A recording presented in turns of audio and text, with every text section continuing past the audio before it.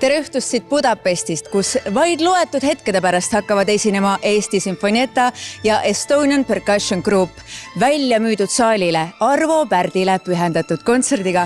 Ja minu kõrval on nüüd tegevjuht Kaia Latikas. Palun räägi natukene lähemalt, miks siis Ungari publikule Arvo Pärt nii hullud peale läheb, et saal on täiesti välja müüdud?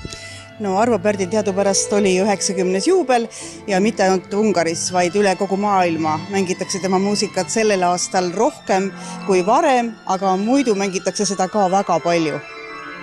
No ja tegelikult ju ka üks täiesti uus teos tuleb esitamisele täna Maimetsalt just.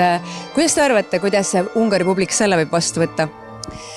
No iga kontsert on nagu teekond läbi imelise muusikamaastiku. Ja sinna teele asudes, ega me ei tea, kuidas moodi see teekond kulgeb või veel vähem teame, kuidas ta lõpeb, sellepärast, et siin on kaks osapoolt. On muusikud laval ja publik saalis.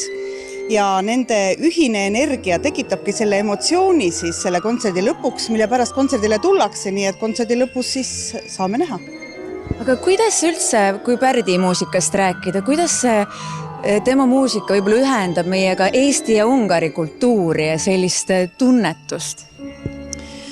Ma arvan, et Arvo Pärdi muusika on üldinimlikult mõistetav, kas Ungaris või Uruguay's või kus iganes, et see muusika on ühest küljest väga lihtne. Teisest küljest muusikutele see ei ole üldse lihtne mängida, aga teda on lihtne kuulata, teda on lihtne vastu võtta ja ta tekitab inimestes selliseid emotsioone, mis neile on vajalikud, sellist vaikust, rahu. No meie selja taga praegu muusikud siin just valmistavad ette selleks suureks kontserdiks.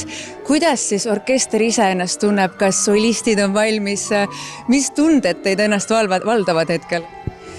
No, enne kontserti on alati selline ootusärev tunne nii muusikutel kui minul ka ja kindlasti publikul ka, sellepärast, et kui ärevust ei oleks, siis ju tegelikult ei tuleks ka mingit emotsiooni, nii et niisugune esinemise ärevus on tegelikult hea ja iga kontsert on erakordne, kuigi sama kontserti kava me mängisime Laulasmaal 5. oktoobril, siis tegelikult on see jällegi täiesti see uus teekond, kuhu me nüüd varsti asume. Suur aitäh, ma väga soovin teile edu ja kindlasti tuleb väga nauditav ja publik, meie vaatajad näevad samamoodi seda homme, kui me siit teeme väikese kokkuvõtte, vaatame, kuidas tunnevad ennast orkestrandid ise ja mida arvab Ungari publik. Tagasi stuudiosse.